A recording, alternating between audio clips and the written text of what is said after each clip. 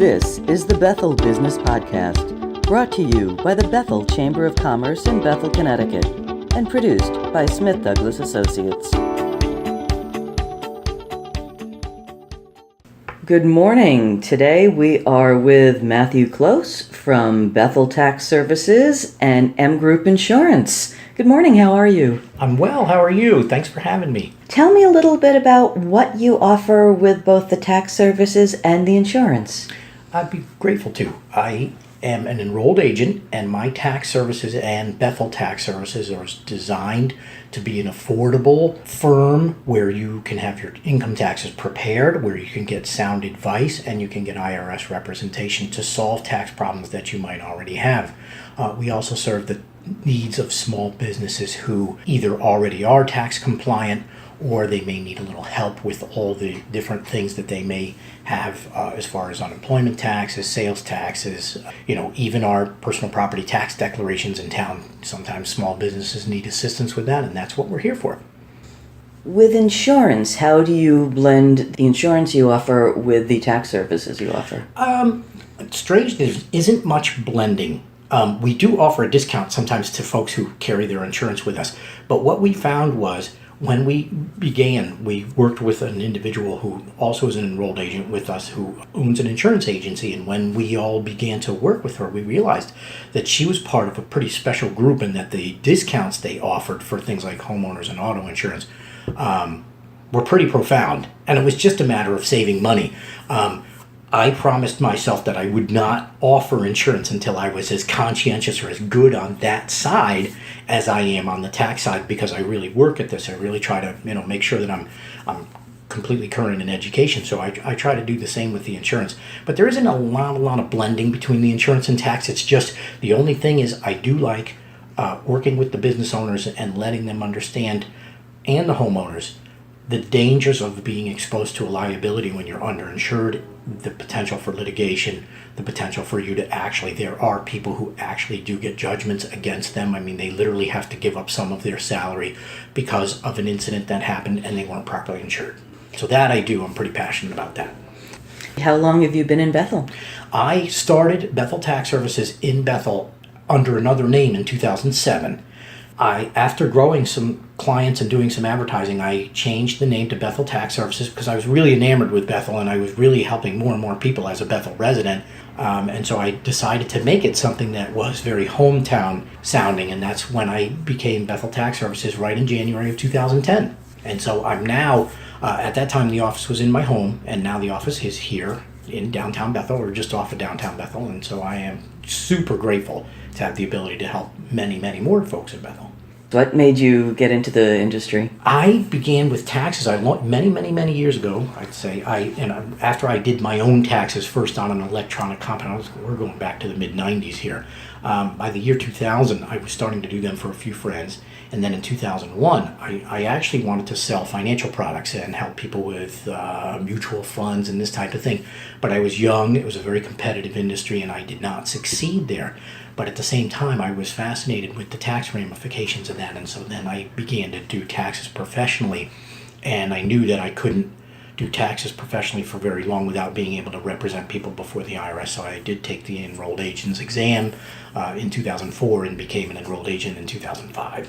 What is an enrolled agent? I'm glad you asked. An enrolled agent is a federal designation, and it allows us to represent taxpayers before the IRS in all branches except the United States Tax Court. And we take it's now a 3-part exam. It used to be a 4-part exam given over 2 days. Now it's 3 parts that you can take on 3 separate occasions. And it just, this way, when the IRS speaks to us, they know that we are technically competent, that we understand a wide range of tax issues, and that we understand, the ethical considerations that need to be taken when you're an enrolled agent. And enrolled agents actually began just after the Civil War, and they had nothing to do with taxation, but what they were they were a designation that the government used so that when folks came to make claims for lost property after the Civil War, that they would have somebody competent that would be able to help them through the process, and that's where enrolled agents actually got started. So we've been around a little longer than CPAs. What are some of the big tax challenges you see coming down the pike, either via federal or state laws? Understanding the changes is taxes as far as rules and regulations. There's part of the reason there are plenty of intelligent people out there who can sit down with their own tax software and do it, but the issue is the amount of reading and the amount of understanding of different rules and regulations that has to take place in order for them to make an accurate return.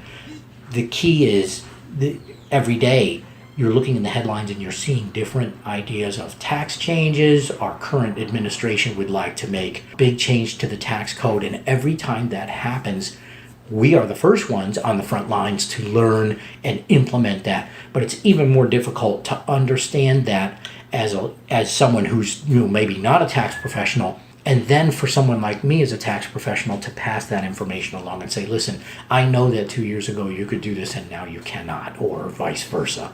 Here's the rate that you may pay. There's a lot of, on the state level in Connecticut, there's a lot of insidious taxes that are going on. Business entity taxes, the proposal for more tolls, there's lots of budgetary issues going on. And oftentimes we had a situation where the property tax credit in Connecticut that was changed in the middle of the year. The professional tax software didn't pick it up. Lots of folks in Connecticut got a bill. They didn't understand where it came from. But these are big challenges. These are, as far as trying to keep up with legislation and, changes to the code, big challenge. When did you start getting interested in the insurance side? The insurance side came with, as you know, we're M Group Insurance. And so M Group Insurance is part of another portion of our taxes. It's a partnership, and we also work out of the town of Milford. And so I became interested because, as I said, the third partner already had an insurance agency. I had been licensed as a health and life insurance person in Connecticut some years ago when I was doing the other financial products. And so I was a little intrigued with, well, I didn't necessarily, there's many very good quality insurance brokers that are independent, and also with some other large firms that are here in Bethel. And I didn't think that I necessarily wanted to compete with them. But I realized that there were certain people that I could help and that I could actually get a better rate for them. And that as long as I had the same ability to service them as I did with taxes, then I thought, I would like to be able to do that. So I haven't done it on a very wide scale, but I've done enough that I'm quite happy with the results, and so are the folks who have the policies. What sort of insurance does your firm offer? We offer currently the most auto insurance, homeowners insurance. We do have business owner policies, that type of liability. We have renters insurance. And we do have some specialized lines. We don't do as much in the volume of that, so of course I'd want to consult with someone before they, if they had a specialized insurance need, rather than say, well, we do offer this, because, again, to me it's important not to offer something that I feel could be better serviced somewhere else. It's not just a profit issue, it's a relationship issue. And the folks that have come to me for insurance should have the same ability, not only to have a good policy, but to have a good price on it and someone who can service it. So I'm adamant about doing it the correct way, not just doing it so that it's another a number on a page for me. With all the mergers in the insurance industry, do you see that affecting pricing once it gets down to the lower levels? Yes, but it's incredibly competitive right now. The industry, part of the reason discounts are to be had, let's face it, you see tons and tons of TV commercials. You see tons and tons of the larger firms employing agents locally because they want to service their policies properly. So while there's a lot of challenge within the insurance industry, such as Liberty Mutual Insurance will have a TV commercial, but they own Safeco, and Safeco operates here within the same geographical range, and they are literally they're competing against one another. The good portion of that, as I said, is that the prices are very, very low, or as low as they absolutely can be given the requirements that they have from each state to do business there. Do you see people have a tendency to get a policy and then just stick with it without shopping it around every year? Yes, I do. And I would like to say to all of you, make sure you get a quote every several years. What happens is you do have good people that are loyal, and they're loyal to their insurance company, and that's exactly what their insurance company wants. They will be loyal until the cost creeps up every year.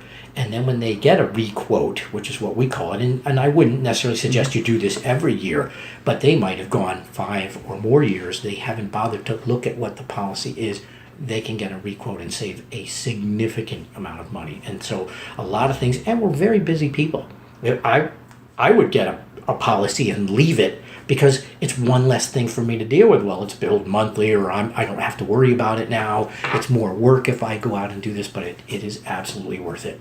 Have you seen big savings for several of your customers who took a second look at either their auto or homeowners insurance? Very much so. Sometimes absolutely astounding numbers that I'm proud to say these are clients that were longtime tax clients who saved significant money on their homeowners insurance. And based on that, I couldn't have been happier to write out policies. I've noticed some changes in one individual who lived down in a little bit lower Fairfield County, who was overpaying by very, very large sums of money for insurance every year because of an actual administrative mistake.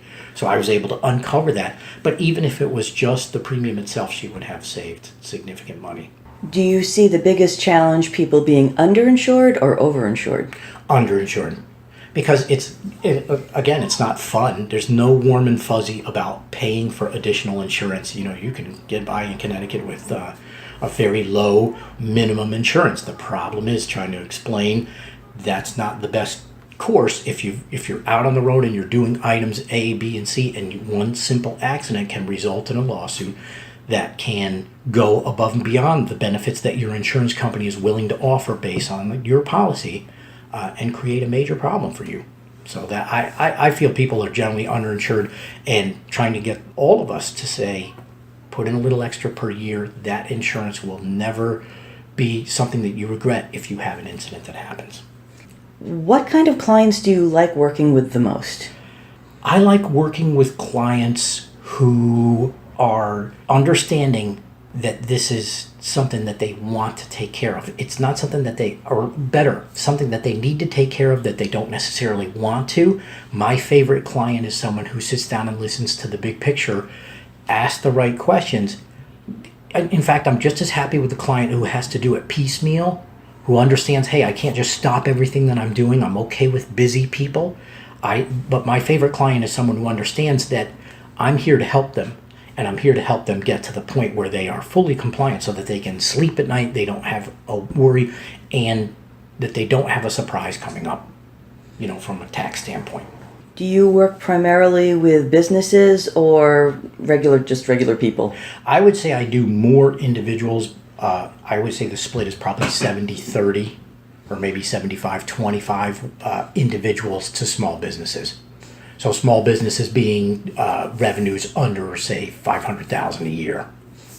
Many of them self-employed, where now it's just them as a sole proprietor, and maybe they are only making a few $1,000s a year, but they still have to have the business portion of their personal taxes taken care of.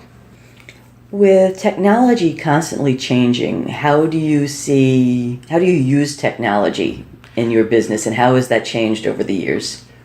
Once again, I look back at those folks who did this type of work going back many years when the technology we have was not available. Imagine how often they had to use the U.S. mail, and if they were lucky, they might actually get information over the telephone. These days, we have electronic mail, we have all these other items. With it becomes a huge responsibility for us to keep information secure. That's one of the issues that have been out there is, some of the preparers they've gone after and attempted to hack into our systems to make sure, because there's a lot of information available there. So we are really, really committed to security. So that does present a bit of a challenge when using the internet to exchange information, but we've been able to stay ahead of it with encrypted items, secure files, and that type of thing. But it makes it much, much easier for us to get the information that we need. And of course, the IRS has done their part in trying to keep identity theft in check, or they've done as much as they can do with the budget that they have. And so it's a challenge, but it's also, in a lot of ways, it's actually much simpler for us based on, we have a lot of resources at our disposal. So you see cybersecurity as a big challenge going forward? Absolutely. Because for every positive, careful, protocol we put in place, there's a hacker out there who's attempting to get around it. And so, yes, I do think it's a big challenge. It's something that we take very, very seriously. And so we are moving and changing things around, creating plans, and making sure we stay one step ahead so that we are not the ones that fall victim to this type of, invasion. So where do you see your organization in the next 3 to 5 years? Just a couple more people so that we have the ability to help anybody that we do get in as a referral of the newer clients, and that we can be more efficient. So I believe we would still be here in the same location because folks know where we are. The type of help that I would like are people who can help me with the administrative tasks, and the rest of it would be, you'll always be meeting with me. There won't be someone else to talk to. That way, from a standpoint of accountability, I'm here. So I hope to grow. Like to serve even more people in Bethel. You're a member of the Chamber of Commerce. Have you found it useful for you? Absolutely. And I've been really fortunate. I was a member of the Chamber some years ago, and I realized, because I was working full-time at another firm, that I didn't really I was afraid of what I might get out of it because I wasn't able to accommodate that many new people, being that it was a work that I was doing out of my home when I wasn't at the larger firm that I was with. So at this point, when I stepped out on my own and this office came to be, then I went right back to the Chamber. And they have been a fantastic resource for me, for other Bethel businesses. There's tons of networking involved, but there's just the knowledge of each other, and being able to compare notes has been invaluable to me. And I will say that all the directors, all the executive directors who've run the Chamber have made it a point to put my name out there, and I could not be more grateful. So you do a lot of work with entrepreneurs? I do.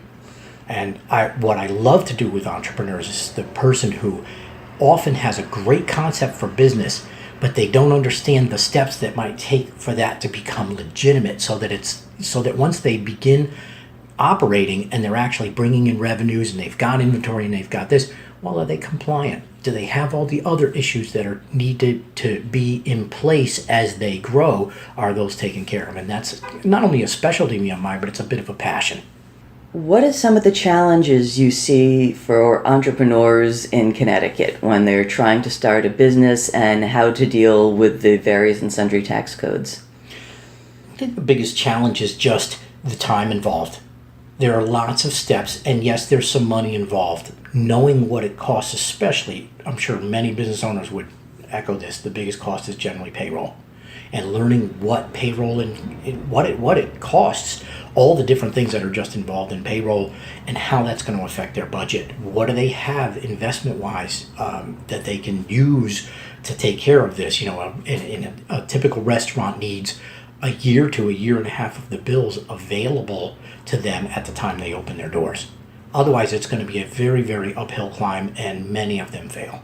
So it's just a matter of, the challenges are knowing that there are multiple bills that have to be paid, multiple items that have to be taken care of, and that if you don't, there's lots of fines involved in being either late or, not filing something. It can't be ignored.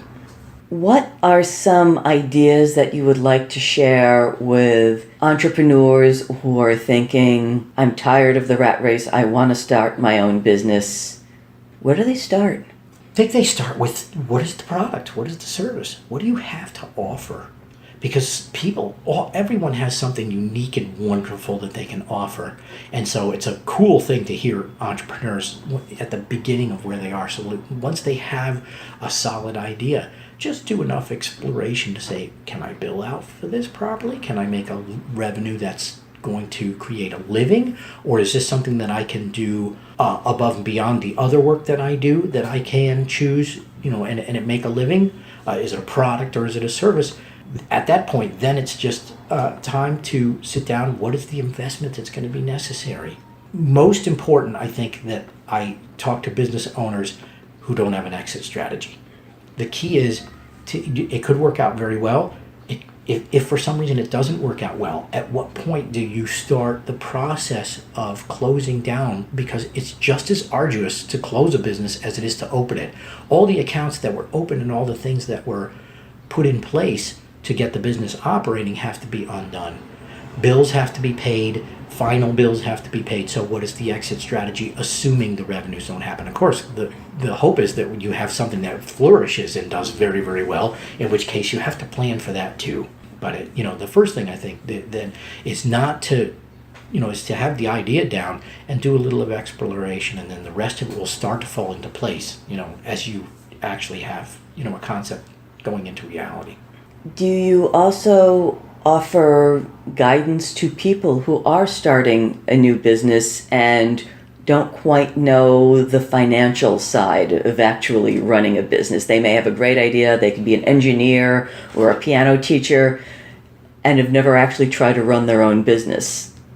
And I'm even more passionate about that. And I have said to people, I can't be the only resource that you have for that, but I will share that knowledge with you because I'm interested in your success. It's not even necessarily something that I charge extra for as a consultation, because I don't have a degree in business or what have you, but my own experience and watching the business owners that I do work for and the challenges and pitfalls that they go through has become invaluable experience. And that's, local CPAs, all of those people who do this type of work have business clients that they've watched from that standpoint, and that's where you gain knowledge. You're merely a collection portion. So I really love when new clients come to me who are looking to open a business, and I'm very happy to share with them what I do know, if there's any way that I can get them, on a good financial track as they get started. If you were speaking to an entrepreneur and they were thinking of setting up an office in Bethel, what would you tell them? Well, I guess I would tell them, okay, what is the name of the business? Do you have a trade name? Then I would say, please make sure, if you are intending to go through this, you may be exposed to liability. I would like to see you as a limited liability company, which registers with the Secretary of the State. Then your separate financial bank account so that you can track what you're doing. And then it's time to shop. Then it's okay. Then it's saying, okay, I've signed a lease for an office. Similar to what we did here. Great people. Sign a lease for an office. Now I have that portion. What are the other items that I need to do to get started? Do I need to set up a sales tax account? I will then get what's called an employer identification number from the Internal Revenue Service. That number, at that point, you'll choose the type of entity, whether you're a limited liability company. Some people, depending on their revenues, might want to become an S corporation. So there's many considerations there. But yeah, I'd love to be part of that process. It is a big passion for me. If people are looking to contact you, how can they find you? Either phone, web, or where is your office?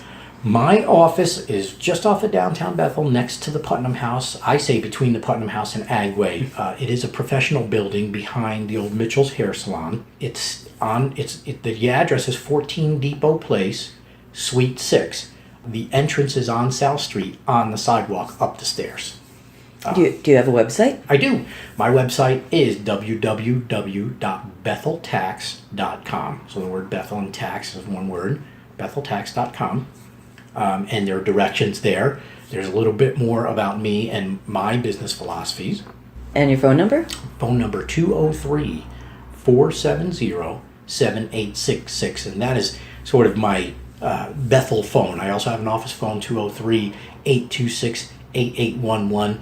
I like to be accessible to people, not necessarily during regular business hours. Lots of folks, especially entrepreneurs, have challenges as to their schedule. So I am willing to schedule at very off hours, which means very late at night if you need, early in the morning, and sometimes weekends, because I want to accommodate you if I can.